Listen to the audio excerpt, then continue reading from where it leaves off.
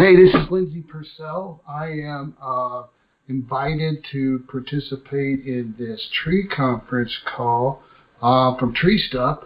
Before I get started talking about tree risk assessment, I want to make sure you're all aware of the live stream takeover on Saturday, April 11th at 1 p.m.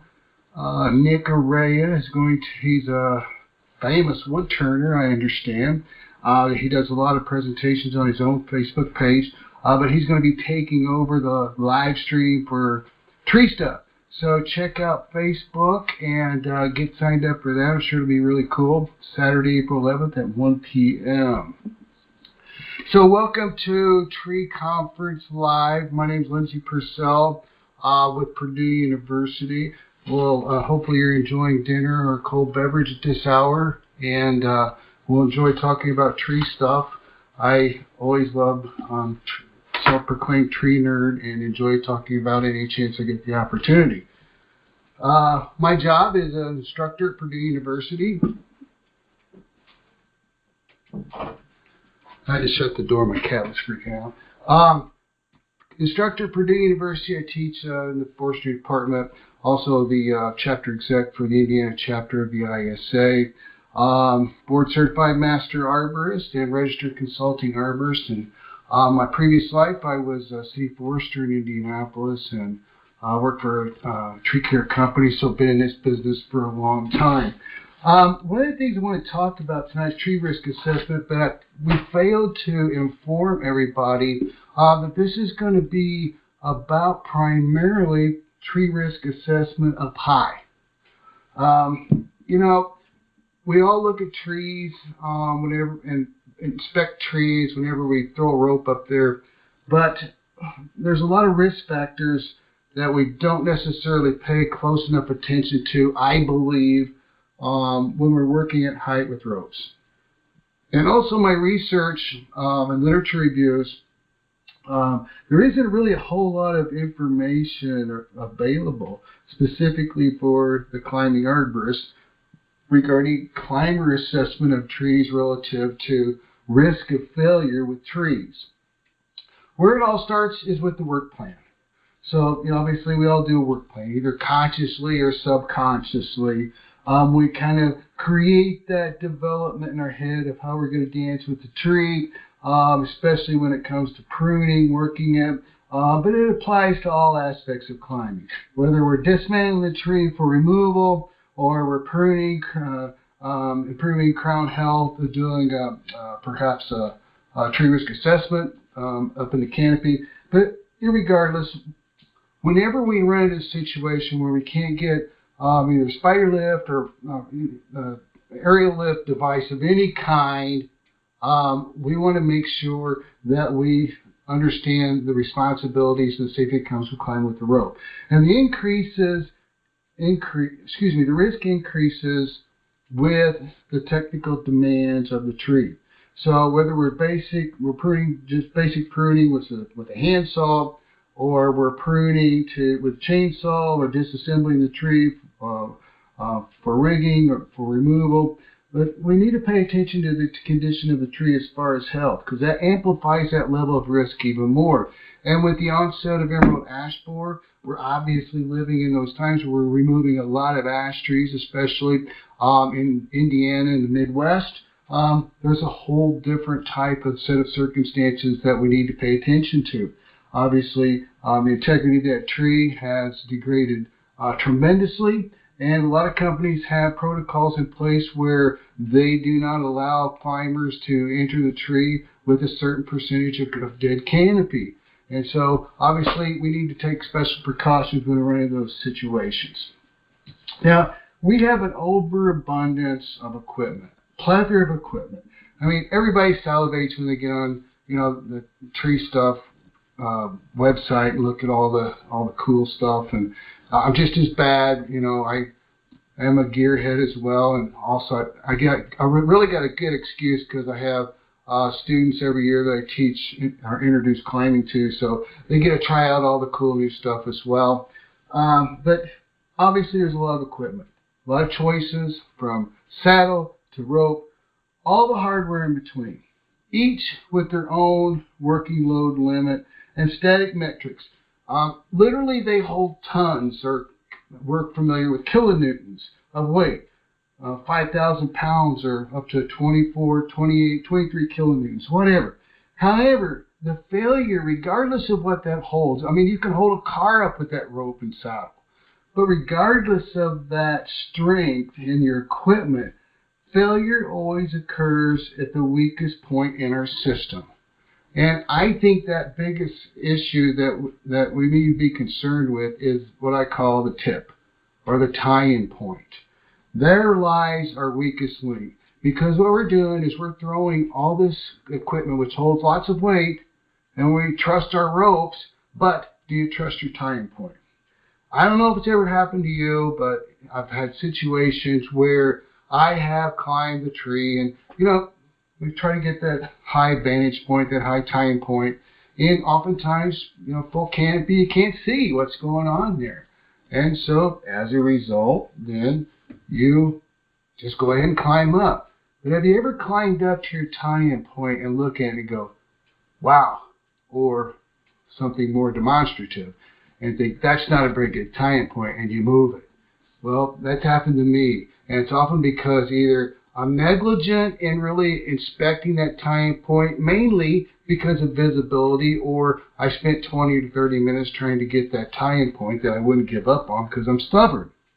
But again, we need to make sure that we respect that point that we tie into. So I think it's essential. If you haven't heard of TRAQ, it's an acronym for Tree Risk Assessment Qualification from the ISA. I'm sure there might be a few of you that have TRAQ credentials. But what we call a level 2 assessment. And that's where we do a 380-degree ground-based inspection of the tree. We start with the roots, the stability, the anchorage of the tree. We move up through the stem, and then of course we take a closer look at the canopy, especially as climbers. And we inspect our places that we're going to have a tie-in point or some type of dynamic loading in that tree. And again, I don't think we really pay enough attention to what the integrity of those branches are, and we literally just trust our equipment that it's going to all be good. But we need to be aware of some major hazards in the tree, especially when we're looking at tying points. So if we start at the base of the tree, of course we want to look and see if there's any root issues. We want to inspect the ground and the root plate to see if there's any fruiting bodies, any mushrooms. Has there been a history around the tree, perhaps some construction or root cutting or something that compromised the integrity of that root system, which has caused it to stress, or roots have receded in some way? Are they restricted or compromised as a result of a small planting space, for example, like in a tree lawn that is cut on 2 or 3 or 4 sides, even sometimes, at a limited root space? So we want to look at that. And also, as we move, we call visual tree assessment. We go from basically from canopy to stem to root. So if we look at the stem, we want to look to see if there's any cracks or any issues there. We go up into the canopy. We want to look at the infrastructure of the branches. We want to look to see if there's been any pruning history. Has it been topped? Or perhaps storm damage, which resulted in a lot of epicormic sprouts, right? And oftentimes we find ourselves having to tie into those, even though they're poorly attached and don't have the stem to the trunk attachments that normal branches typically do. We'll look to see if there's any structural defects, perhaps any vertical or transverse cracks in the secondary stems. Shear plane cracks, which are kind of rare, but that's something we need to look at, have a whole different type of consideration as far as material strength. Any weak branch unions. We know it's not a good idea to throw a rope through branches that have very narrow branch angles for this primary reason of just movement through the tree and the rope and the friction involved there.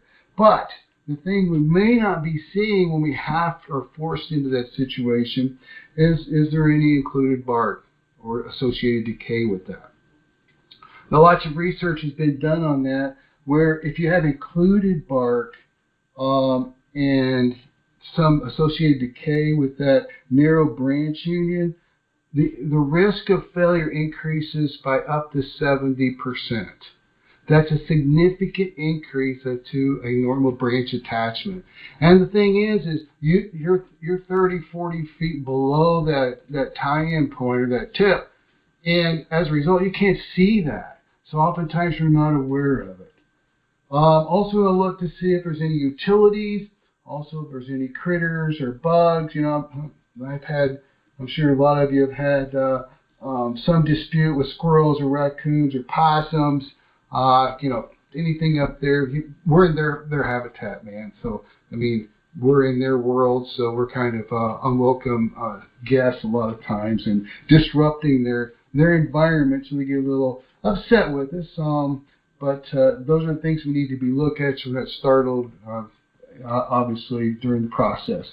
But the other one out of the 7 that I primarily look for is mainly pathogenic issues, and I want to expand on this a little bit more during this call. What we want to look for is positive potential indicators. We want to look for cavities, or what we call nesting holes. That's a positive indicator that there's decay. So decay occurs whenever the fungal organism attaches itself to the wood and it takes its little hyphae, inserts it into the tree, and secretes this enzyme which basically degrades the wood fiber. And typically that happens from the inside out, on what we call heart rot. And then as a result of that, oftentimes you'll see an expression of symptoms in the form of a fruiting body. And sometimes they're very pretty, very cool. Oftentimes we'll see, you know, those big orange and yellow ones. Oftentimes we call them chicken of the woods. If you've ever seen those, very good, cool looking. Also very tasty. I have a recipe with rosemary and some olive oil and some onions. Tastes just like chicken, but you want to be careful eating mushrooms. Can have some curious side effects, and it could get a little weird or worse. But anyway, it's another conversation. The northern tooth fungus, those are some of those things we'll look for in the trunk, stems, indicates decay, but every single living organism has a defect of some kind. From human to tree to any kind of animal, we all have some type of defect.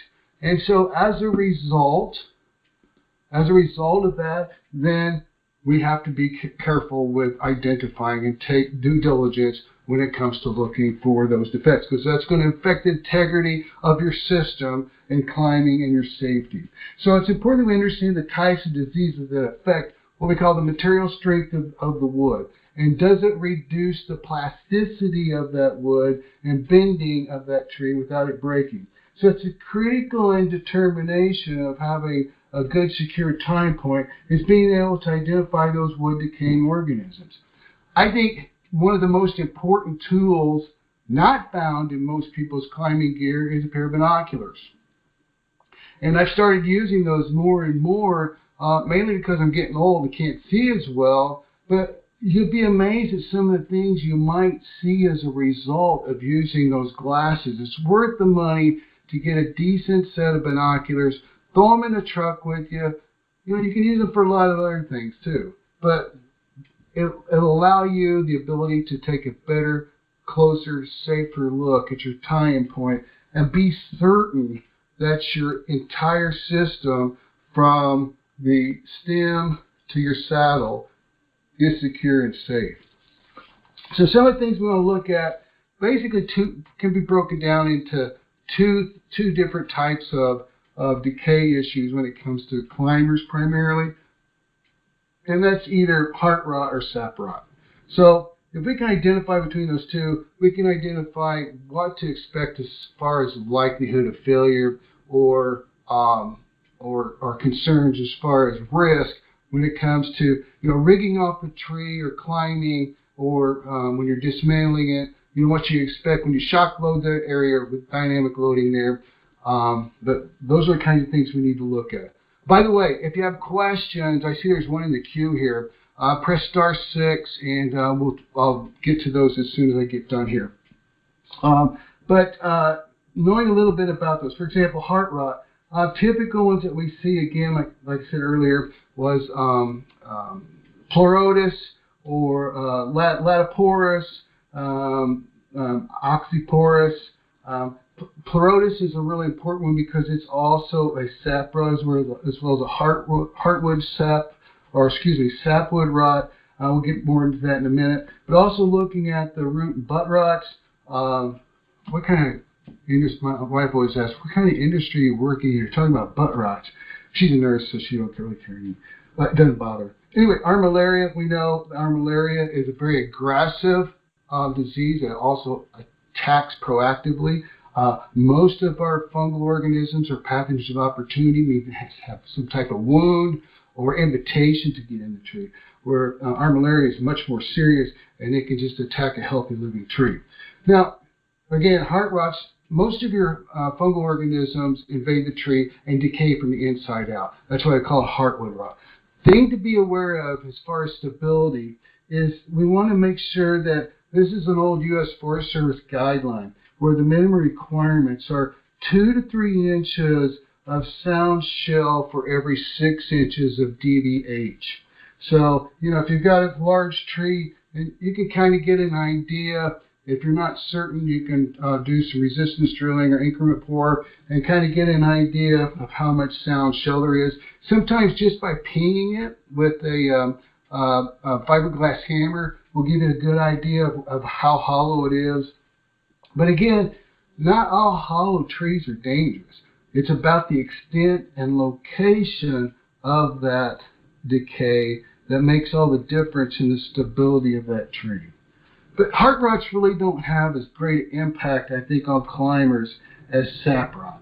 And sap rot is basically refers to any kind of fungus that erodes a tissue from the outside in. And this is one of the most important things I learned earlier in my career as a climber. It's much more dangerous to the climber than heart rot. And for this reason, it's critical that we look for that and be able to distinguish that so that we don't tie into a tree that has been affected or a branch that is affected by sap rot.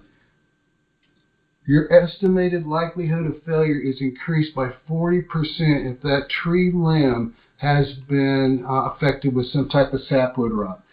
The two most common that we see are Schizophilum and Serena, which are what we call shelf fungi.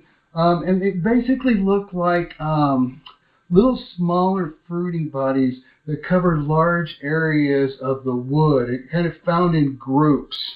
You'll see them often. It almost looks like scales on the tree, and they're very small, like maybe an inch, half inch, very white, greenish gray, and they almost look like the turkey feathers or something of that nature. But we usually see those on branches. And again, this is far more dangerous than heart rot because again, it affects the structural integrity of the stem by destroying the cambium layer. Remember, the structural integrity of the limb and the tree lies within the xylem tissue. And so if the sapwood rot is working on the cambium and the phloem and the xylem, the living xylem tissue, or the active xylem tissue, then you've got some serious strength loss or material strength loss as a result of that. So, and oftentimes you can't see that because the fruiting bodies are so small. That's when you actually need those binoculars to be able to spot that. And if you do, then you certainly want to choose a different limb. So those trees with extensive sap rot issues certainly have a much greater increased risk of failure, especially under the stress of rigging or any other climbing operations. So really take extreme caution when it comes to that. Again, just kind of take-home messages. Your equipment is only as strong as your weakest link, and that unknown, because you really don't have any idea how strong that tree is. Trees only grow enough wood fiber to stand and withstand conditions that are normal in their environment. Static loading. Now, dynamic loading that is normal includes wind, some rain, perhaps a little snow, a little bit of ice, but they're not growing their wood fiber thinking, one of these days there's going to be a 180-pound climber standing on this limb, so I better be prepared for that and lay on a whole lot of wood fiber. They don't do that. So that's why it's important to learn how to distribute your weight between the rope and the limb that you're on, and then also be able to identify good, strong stems to tie into. So that's really all I want to talk about. I could spend a lot more time on that. Couple of references. If you don't have them, I think they're great tools to have. Dr. Chris Luley has a book called it's Identification of Wood Decaying Organisms. It's kind of a plastic laminated book with pictures, images, good descriptions. Great tool to have just to use to kind of identify what's going on, and also specific species that those fungal organisms typically attack. Also, Ed Hayes from the U.S. Forest Service has another good identification booklet as well. I think both those are available on the ISA website, or perhaps TreeStuff has those as well. But those are good references to have. So, got a couple questions before we get too much further here. You're on the line. Hi, can you hear me? Yeah, go ahead. Great. So I'm kind of a novice climber and do a little bit of tree work, but this is very timely because I have this pin oak that's out next to my garage that just shed a limb, about a 6-inch diameter limb, probably about 8 to 10 feet from the trunk today. Fell down in an area where I'm usually standing and working. So it was very timely. I got my binoculars out and looked up at what was left of the limb, and it broke off pretty cleanly at this one spot. So I'm looking at what's on the ground, and it's pretty much rotted all the way through at this one section where it looks like there was an epicormic sprout. Maybe it snapped off, and it rotted down in there through the branch. And if I had been looking at that from the ground, that sprout was probably on the top side. I would have never seen that from the ground. And as far as I could tell, there was no other indication on the branch that was rotted through up there. So I'm wondering if you might have any comment about that. Because I've noticed other places when I've been climbing, there's always holes in trees from branches that have broken off. And I really am, as a novice, I'm pretty concerned about being able to determine whether those things are structurally safe. And then one last question on Chris's idea of wood decay and organisms. Couldn't quite tell what his last name was. Could you spell it? It's Luley, Luley, Chris Luley. Got it. Yeah. Thank you. Thank you for the question. I couldn't have described that any better. Again, a 6-inch branch in an oak tree you would feel very comfortable tying into, but as the gentleman mentioned, there's no way he would have seen that without taking a closer look at it. And oftentimes you aren't able to identify those unless you get a binoculars and get a good close look at that stem. And if it has some type of fungal organism working on it, especially if it's saprot, which we're most concerned with on branches because they're going to tie into it, they'll be expressing some symptoms of decay. And usually that's in the form of a fruiting body. And if it is saprot, you'll see that schizophyllum or those tiny shell fungus congregating typically along the length of the branches. Thanks for that question. Go ahead, you're on the line.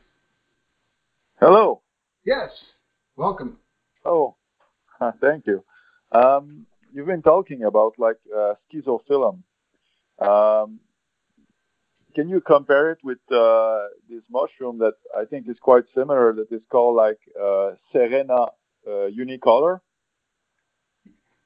Yes, they're virtually indistinguishable. They grow very much the same. Serena. Okay. Yeah, they're both saprots, and both have a major decay issue with the cambium layer of the tree. and work from the outside in. So yeah, they're very similar, equally as dangerous when it comes to wood strength. Okay, so Schizophyllum and Serena unicolor is about the same. Yes. And you said that it's when I am climbing, like if there's more than 40%, it's a no zone. Is it what you said? If there's more than 40%? Yeah, if there's more than 40% of that mushroom in a tree, can I climb it or not? Oh, well, when it comes, yeah, what I was referring to, I think maybe earlier, when it comes to climbing or working in trees, especially ash species that have been affected by emerald ash borer, if there is less than or more than 40% of the canopy declining or dead, then Okay. that's what it was. Okay, but yeah. and what about I know that Schizophyllum or Serena are pretty hard on trees and on structure. So what would be like I don't know to say like the percentage of the trunk that has to be sound to be able to climb it, because I've climbed some trees like with like 80% of Schizophyllum on it, and it was quite scary. So yeah, I'm sure it would. Yeah, my recommendation is never tie into a branch that exhibits or expresses symptoms of either, some type of sap rot. With the heart rots, you can pretty well skate a little bit on that. Depends on the amount of live sound shell that it has. But those are all judgment calls and very situational. So just whenever you choose that tying point, just make sure that you're very careful with that selection and have some type of backup, or you may even want to put a false crotch around the main stem, which may have a much higher level of integrity you can trust. So be safe and make good choices out there. Thank you. Go ahead, you're on the line. Hey, Lindsey, thanks for having this today. I appreciate it. My question is, I have been faced with a tree risk assessment that's a little atypical, and I wonder if you could point me towards some literature to educate myself on, specifically conflicts of nature, like nuts or fallen leaves, for example, writing a tree risk assessment with those concerns. Well, yeah, I will qualify, though, if you're doing tree risk assessments, make sure that you're credible and that you also have E&O liability insurance, because or at least the agency you're working for has that, because you could get into a huge financial conundrum if you misstate or misspeak on something. But anyway, tree debris is certainly a concern, whether it be leaves or fruit or nuts.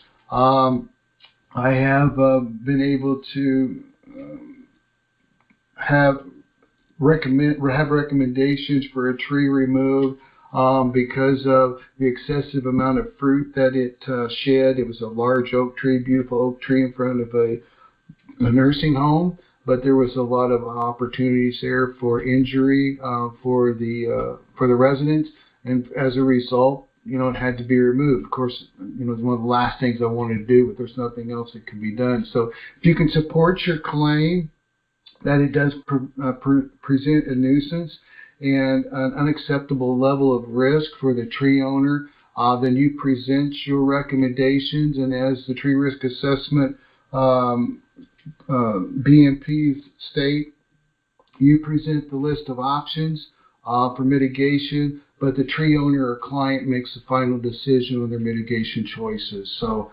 that kind of gets you off the hook. So you just use prudence and common sense and present the facts, and then you move on. Thanks for the question. Go ahead, you're on the line. Hi, I missed the first couple minutes of the call, so just laugh at me and hang up on me if you already covered this. But you mentioned using the mallet to tap on the trunk to sound for issues. What are some of to assess trees for risk? What's the mallet used for primarily? For sounding. Hold on, sorry about that. You had mentioned that you use the mallet for sounding the trunk. You know, that you had said something about the fiberglass mallet to hear what's going on inside in the trunk. I was just wondering if there are other tools that you use that you could share with us that might come in handy. Oh, sure. Thanks for the question. Yeah, I have a tree risk toolkit, and one of the things I use is a sounding hammer, especially if I suspect that the tree's hollow. I try to get a sense of that extent and location of the decay. But the problem with using a mallet, and again, fiberglass is probably the best, or a nylon head. I've tried rubber. It doesn't work well because it's just a dull thud, and it really doesn't. It gives you false pings on every type of wood fiber that I've tried. Also, of course, we don't want to use metal because it'll injure the tree. But the fiberglass and the nylon hammer works very well. Just basically pinging on it like a drum all the way around in different heights, and that kind of gives you an idea. Again, it takes a lot of experience. You get a lot of false positives, false negatives, but you kind of get an idea if you really need to move to that next level of assessment. And tools like that, minimal tools, these are going to more invasive operations. There's an increment board. I call it kind of the poor man's resistograph, where the foresters use it for aging trees and dendrochronology. But it's a great tool for determining the extent and location of decay in trees, especially if you can't tell, if there's no type of breach in the trunk or cavities where you can kind of see or peer in a little bit. But increment bore is great. Also, just a surveyor's pen helps a lot as far as if you do have a cavity in the trunk, you can kind of poke around in there and determine if the integrity of that wood fiber. If you want to get a little more fancy on the level 3 assessments, and of course the resistance drills like the resistograph and so forth, they're a little more pricey, anywhere from $3,000 to $10,000, but they're very